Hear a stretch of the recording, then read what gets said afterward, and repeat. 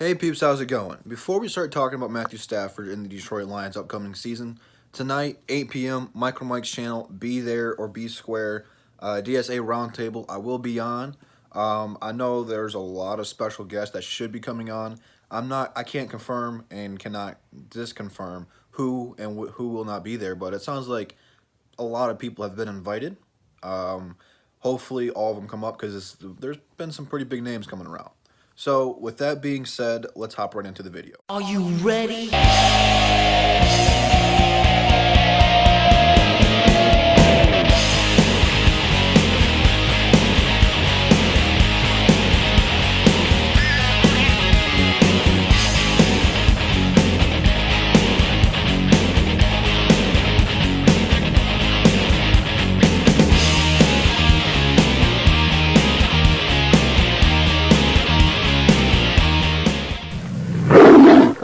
And again, before we hop into the video, I had to change the intro song.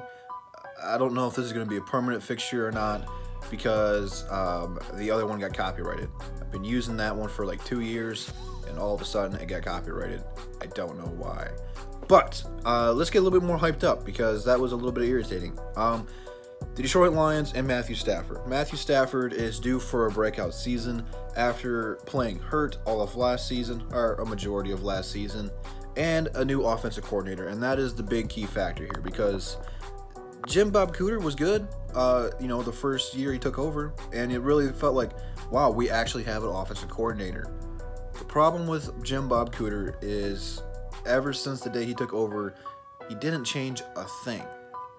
Teams were able to just know what the play call is going to be by hand signals and code names. That is embarrassing.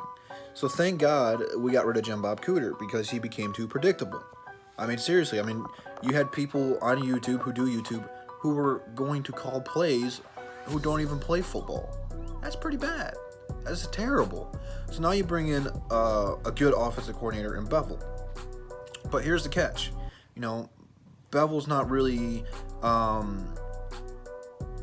don't know. I don't want to say a quarterback friendly coach because he's had good quarterbacks, but he's just going to change the style Matthew Stafford is going to play because he's played with Brett Favre, and I think that is a good comparison to put Matthew Stafford in because they play very similar games. Both have insanely incredible arms. Maybe aren't the most accurate quarterbacks. Both have the drive to want to win. When Brett Favre went to Minnesota, obviously it wasn't the same Brett Favre that was in Green Bay. He was pushing 40. He can still ball, man. That was probably one of my favorite Brett Favre years. Brett Favre's my guy, in case you don't know. That was probably one of my favorite players of all time. But, and here's the but, he turned Brett Favre into a game manager. Brett Favre didn't have to throw the ball 50 times a game. Did he every once in a while? Yes, he did, because, depending on matchups, that's what you're going to have to do. The run's not always going to work. They're going to play teams like, for instance, like Baltimore, who's a really good run defensive team. They have just been through like 20 years, if not more. So when you play teams like that, you're going to have to change it up. You're going to have to change it up week to week anyway. You can't keep doing the same thing over and over again. That's why Jim Bob Cooter's not here. But, Brett Favre became a little bit more efficient. He didn't have to take as many chances or gunsling as much. But when you give him a player like Adrian Peterson, and they were able to run for 1,000 plus with that one player, it opened up everything for him. The play action was way more lethal, and he turned people into like Percy Harvin, and I want to say Sidney Rice was the other receiver. And then they had Randy Moss come back for like 2 weeks. I remember that. I bought the Randy Moss jersey when he came back. And as soon as it got shipped to my house, it took him like a week. He got traded, so it was kind of sad. But that was my team back in the day. But, it opened up everything for Brett Favre. Unfortunately, Brett Favre just wasn't the same player, and they ran into the Saints into the NFC Championship game, and the Saints went on to win the Super Bowl. And then he goes to Seattle. He gets Marshawn Lynch, probably one of the most underrated running backs of all time. And they thrive. Seattle has been one of the league's best rushing teams, and for a long time. He also gets Russell Wilson, who I think fits his system perfectly because Wilson can go all outside the pocket when everything goes to hell, and really extend the play clock. That was a weird way of putting it, but he can really extend the play. You know, running outside the pocket when everything goes wrong and making something happen. Obviously, Stafford's not as good as Wilson in that case. Stafford can go outside the pocket and he can extend the play, but you know, he's not going to run it like Wilson.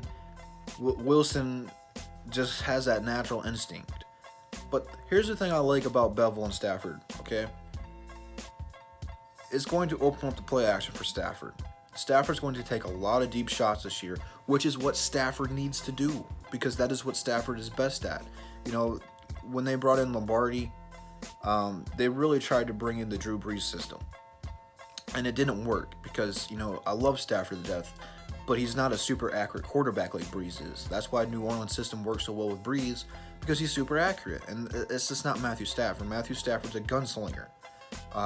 And I think with Bevell, he's going to bring out the best of Matthew Stafford.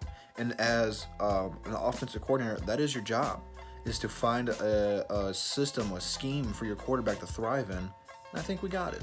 It should be a fun year to watch. You know, it really can't get worse than last year. So that's all I got for you guys. Instagram, Twitter, in the link below. All DSA members in there as well. I'm trying to get my voice back, so we'll see how that goes. And I'll see you guys tonight on the round table. Peace.